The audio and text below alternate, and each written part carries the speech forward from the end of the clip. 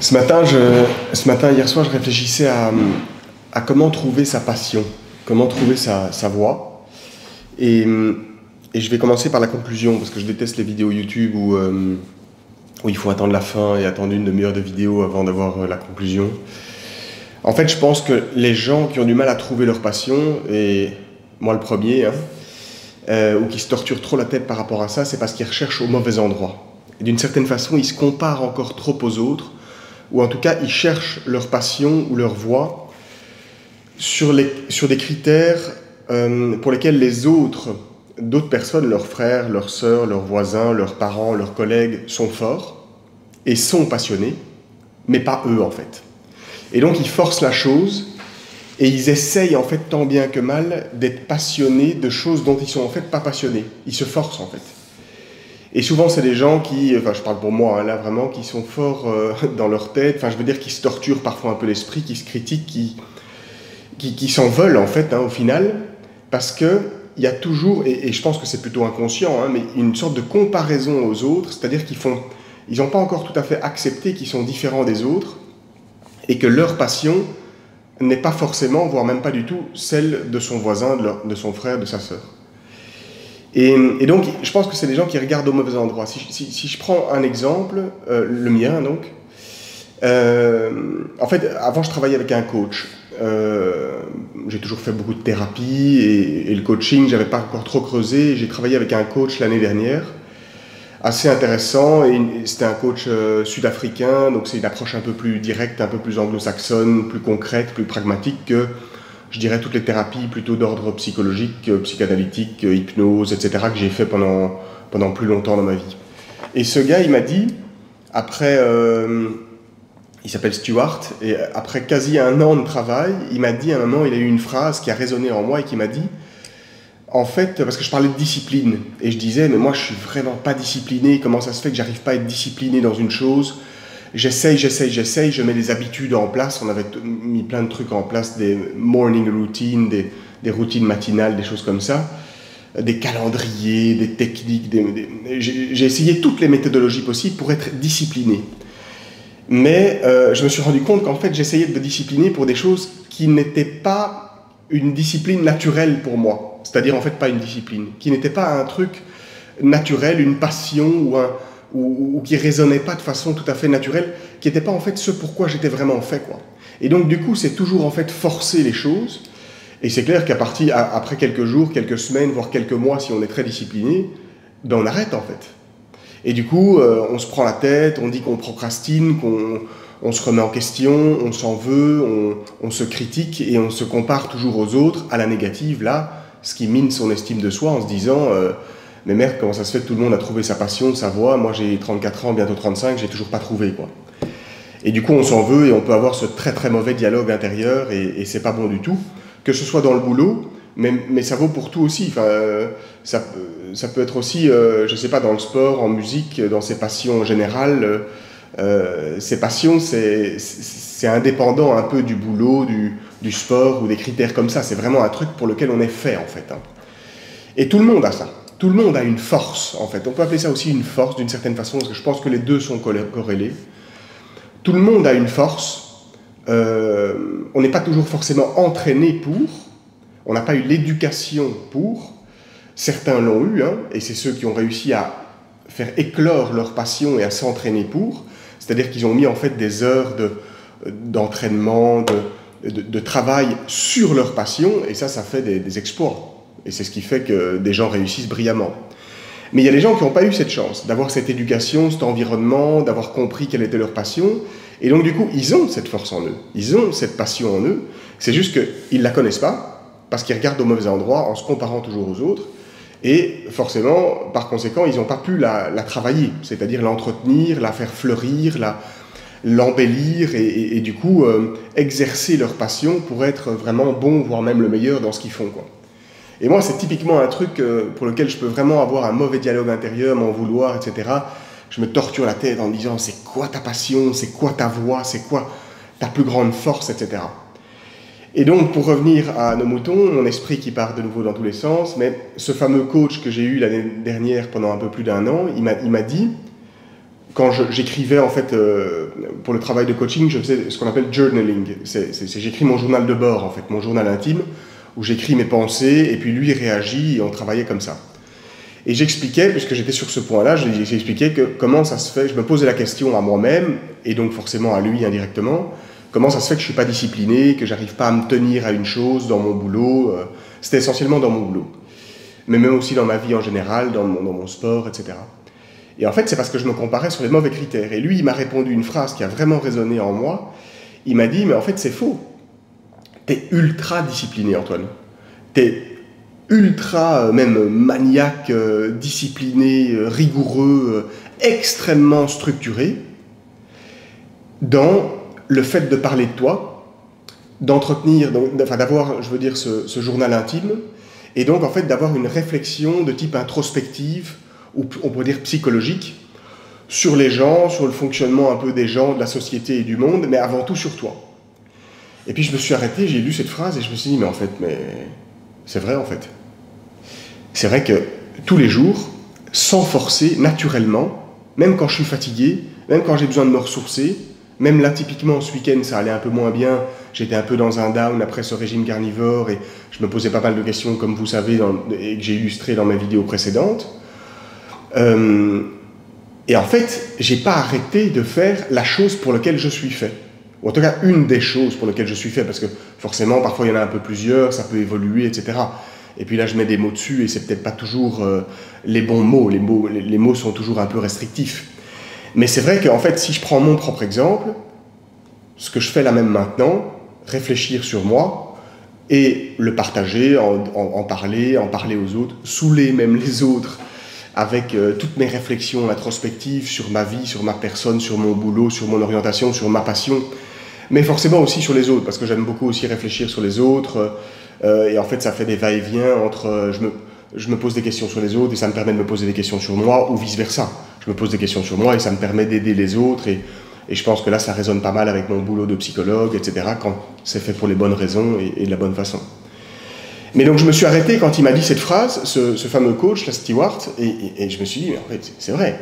Tous les jours de ma vie, que ce soit dans ma douche au petit déjeuner, avec Ambre, quand je marche, quand je bois mon café, quand je fais les courses, etc., je cherche même des moments pour avoir un espace, si vous voulez, temporel, pour penser, pour réfléchir sur moi, pour améliorer ma vie. C'est les mauvais termes, mais pour essayer de comprendre mes erreurs et apprendre de mes erreurs, pour pouvoir m'améliorer, évoluer, et en fait me découvrir, quoi.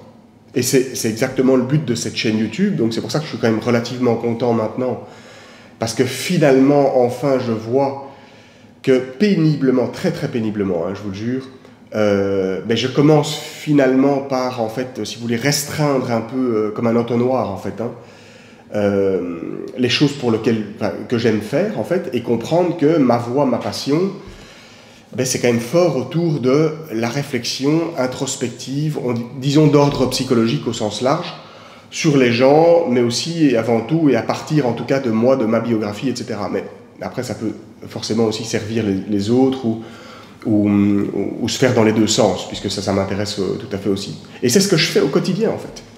Après, il y a d'autres choses aussi, mais en fait, elles sont liées. Donc, par rapport à cette phrase de ce fameux coach, en me disant, mais Antoine, en fait, t'es discipliné. T'es hyper structuré, discipliné, rigoureux, mais c'est juste, tu l'es pas dans les choses que tu penses ou que tu aimerais être. C'est-à-dire, en fait, celles où les autres sont disciplinés, etc. Tu l'es dans d'autres domaines, mais qui sont tellement naturels pour toi, en fait, en fait, comme je les ai sous les yeux, je les avais même pas vus, en fait. C'est trop naturel, c'est trop facile. Donc ça s'appelle même pas une discipline, et donc du coup je me dis, mais en fait j'en avais même pas conscience, parce qu'en fait ça faisait tellement partie de moi, en fait. Et c'est ça qui est compliqué dans ce chemin introspectif, pour trouver sa voie, sa direction dans la vie, sa passion, son boulot idéal, son écho, en fait. C'est qu'il faut pouvoir prendre un peu du recul par rapport à soi-même, et moi, ça peut être une de mes forces, mais ça peut être aussi clairement une de mes faiblesses. La preuve, là, j'ai 34 ans, bientôt 35, et j'ai toujours... ça commence à être péniblement un peu plus clair, quoi. Mais c'est important, et c'est important aussi justement pour faire le lien, de regarder donc au bon endroit sans se comparer aux autres et de se dire, mais en fait il y a d'autres choses, qui sont peut-être pas celles dont je rêverais le soir dans mon lit quand je m'endors, mais il y a d'autres choses qu'en fait je fais tout à fait naturellement, comme par exemple réfléchir sur moi, réfléchir sur la psychologie en général, lire des bouquins, être curieux par rapport à ça. Moi c'est mon cas. Et ce qui est intéressant, je reprends de nouveau mon cas, mais c'est applicable à tout le monde, donc vous pouvez tout à fait faire l'exercice, c'est que là, en prenant du recul, il faut se dire, est-ce que cette chose qui est assez naturelle pour moi, que je fais naturellement, et donc que j'aime bien, et qui est quand même ma force, hein, que je l'ai entraînée ou pas, ce que je fais en fait tous les jours, même sans le savoir, est-ce que cette chose, ça représente une discipline ou un effort plus important que pour moi, pour les autres, quoi. Ce que je veux dire par là, c'est que tenir un journal, c'est une technique qui d'ailleurs, je pense, revient de plus en plus à la mode, dont on recomprend de plus en plus l'importance en psychologie et en thérapie en général, parmi tous les types de thérapies. C'est d'ailleurs ce qu'on appelle l'autothérapie, même si ça peut se faire avec quelqu'un d'autre, c'est tenir un journal intime. Et ça permet en fait d'externaliser son propre discours intérieur et d'évoluer par rapport à ça. C'est une autothérapie. Moi, en fait, c'est ce que je fais tous les jours, mais je ne prends pas toujours le pli de l'écrire. Et l'écrire, ça aide encore beaucoup. Ça s'appelle en anglais journaling, tenir un journal en fait. Et d'ailleurs, c'est le but de cette chaîne. J'aimerais bien en fait cette chaîne en fait est mon journal intime, avec mes brouillons, avec mes erreurs, avec mes moins bien, mes biens, mes forces, mes faiblesses, mes moments de down. En fait, ça suit en fait l'évolution de ma propre vie, quoi. C'est mon journal de bord. Et bref, du coup, j'ai de nouveau perdu la raison pour laquelle je disais ça. Donc tenir un journal intime, voilà, c'est très important, c'est ce qu'on appelle l'autothérapie, ça revient très fort à la mode. Et ouais, en fait, donc pour moi, ça c'est clairement ma force.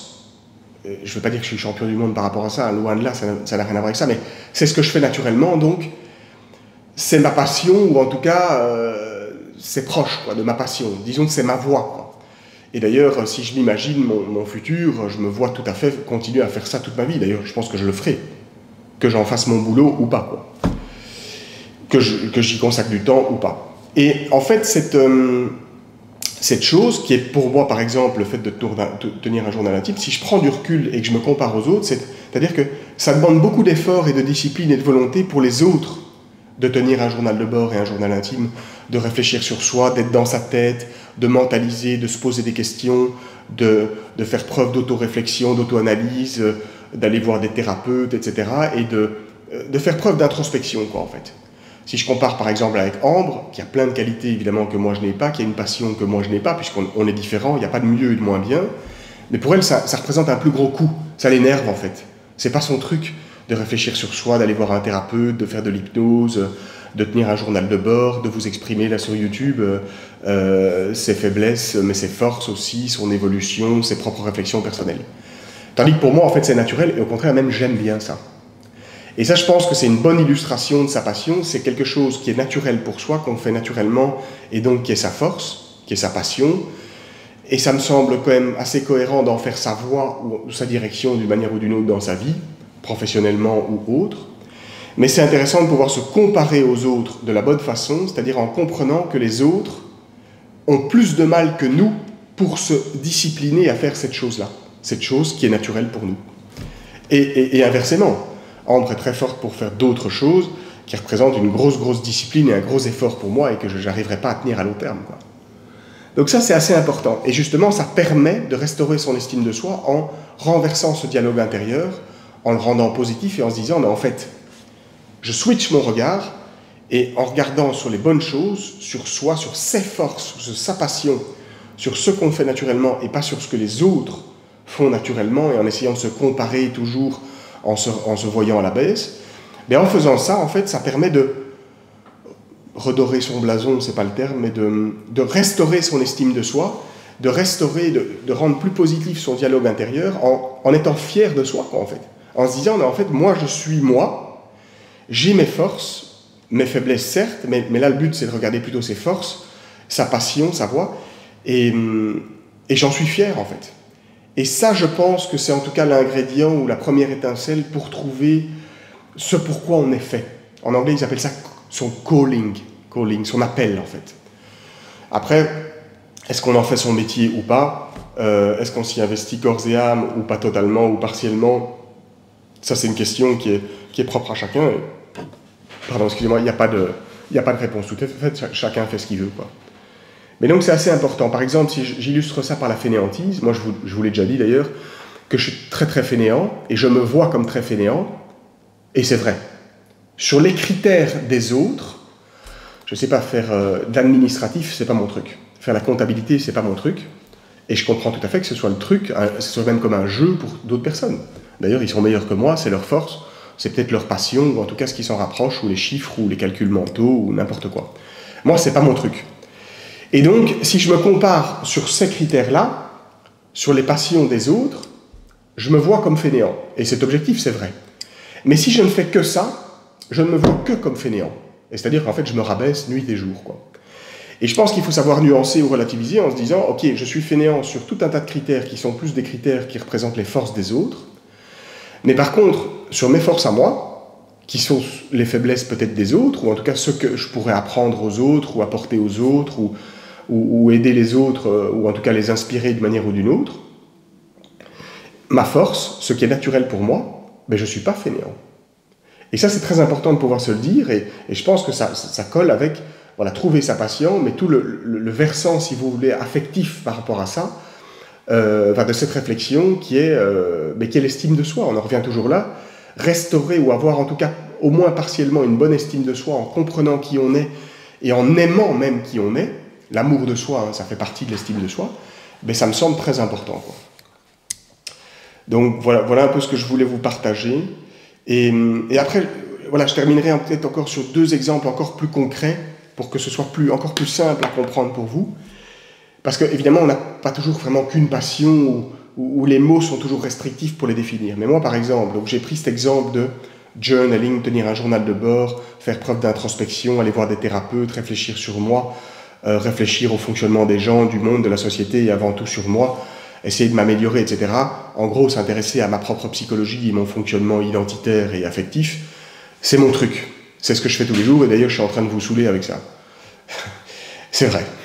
Et avec plaisir même, je suis désolé, mais après, voilà, il n'y a pas vraiment juste, enfin, il n'y a pas vraiment que ça, ou disons qu'il y a d'autres choses, mais qui sont liées, en fait, c'est vraiment tout à fait proche, et que j'ai réalisé d'ailleurs assez récemment, le sport, même si je ne suis pas champion du monde dans un sport ou dans un autre, mais le sport, c'est-à-dire faire de l'exercice physique, et puis même un peu plus que ça, hein, différents types de sports. Moi, je suis passionné de surf, mais je fais aussi beaucoup de courses à pied, un peu de musculation et encore plein d'autres sports. J'ai fait beaucoup de foot et de hockey sur gazon quand j'étais jeune. Et puis, ça m'intéresse, je fais ça naturellement. Ça ne me dérange pas de me lever à 7h du matin ou à 6h du matin, voire même à 5h du matin pour aller faire du sport. J'aime ça. Je pourrais faire du sport toute mes journées. Et aussi m'intéresser à la santé, en lien évidemment un peu avec le sport. Hein. Je vous ai dit, et vous le savez, j'imagine, que je fais pas mal de bains froids. Je m'intéresse donc à la thérapie un peu par le froid. Par le chaud aussi, parce que je fais pas mal de sauna et je réfléchis un peu à tout ça. J'essaye de lire un peu dans la littérature scientifique des choses qui m'intéressent par rapport à ça. Et donc, je dirais la curiosité ou l'ouverture d'esprit, même si évidemment je ne le suis pas pour tout, au contraire, hein, je suis très fermé d'esprit dans plein de domaines. Mais dans d'autres domaines, je pense que je suis assez curieux et assez ouvert d'esprit, assez naturellement discipliné et intéressé par le sport, par la santé, et évidemment par la découverte de soi, disons, introspective ou psychologique, qui est le fait de réfléchir sur soi. Et ça, je dirais, ces 3-4 domaines qui, en fait, peuvent être tout à fait regroupés en un, ben, c'est qui je suis, en fait. Ou en tout cas, c'est ma passion, je dirais, ma voie, et c'est ce que j'aimerais, en tout cas professionnellement, c'est me diriger vers ça. Et en fait, la bonne chose, donc comme quoi c'est une bonne journée, disons, c'est qu'en fait, j'ai déjà commencé à le faire, même depuis très longtemps, puisque j'ai même étudié à l'université la psychologie. Même avant d'avoir étudié à l'université la psychologie, en fait, je réfléchissais déjà sur moi. J'allais déjà voir des psys, des thérapeutes, des compagnies. Certes, parce que ça allait pas trop bien, que je me posais beaucoup de questions à l'adolescence, voire même avant, qu'il y avait des choses qui n'allaient pas bien psychologiquement dans ma tête, mais c'en est devenu ma force, puisque j'ai commencé en fait très tôt, et j'aimais ça. Même s'il y avait un côté désagréable et des problèmes que je voulais régler, j'ai commencé très tôt. Dès mon adolescence, voire même un peu avant.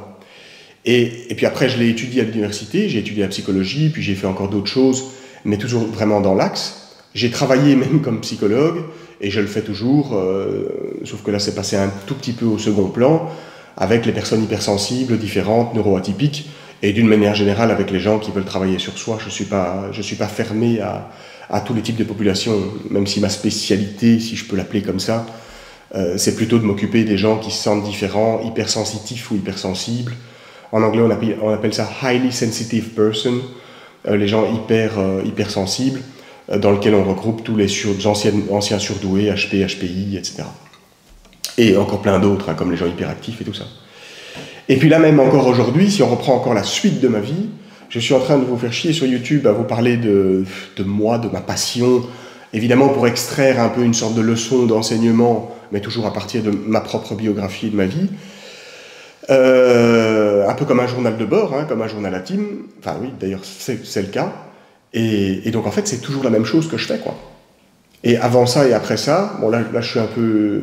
Je me remets un peu de mon rhume de ce week-end, etc. Donc je ne vais pas forcer encore aujourd'hui, je ne vais pas en faire. Mais sinon, avant cette vidéo, après cette vidéo quotidienne, systématiquement, ce que je fais, c'est que je m'intéresse à ma santé, à ma nourriture et à ma nutrition, carnivore ou alors proche, mais je m'intéresse à tout ça, mes compléments alimentaires, je lis des choses par rapport à ça, je fais des bains froids, je fais des saunas, je vais faire beaucoup de sport avant et après, enfin, tous les jours au moins une fois, si pas plusieurs, et j'ai encore plein d'idées dans ces domaines-là. Donc ça veut dire que ça, c'est encore... Enfin, on est plus ou moins, en tout cas dans le domaine, je dirais, en tout cas qui fait écho avec ma personne, avec mon identité, avec qui je suis. Et je pense que c'est assez malin de se diriger vers ça. Mais il faut savoir le voir, il faut savoir l'écouter, en cessant de se comparer de trop aux autres. Ce serait peut-être ça la conclusion. C'est-à-dire que, et moi je l'ai souvent trop fait, c'est souvent en faisant ce complexe du fait qu'on n'est pas discipliné, on n'est pas structuré, on n'est pas bon, on est moins bon que les autres. Évidemment, si ce sont les forces des autres et pas les nôtres, quoi. On peut pas être bon ou faire les choses naturellement si vraiment il faut s'y forcer et que c'est pas ce pourquoi on est fait, quoi. Donc il faut savoir se revoir avec un peu de recul et se comparer de la bonne façon aux autres, ou justement pas trop, pour pouvoir entendre en fait notre appel, quoi, notre voix, notre calling, comme on dit en anglais, quoi. Bon voilà, j'arrête de vous saouler, à demain, mais bon, c'est très intéressant.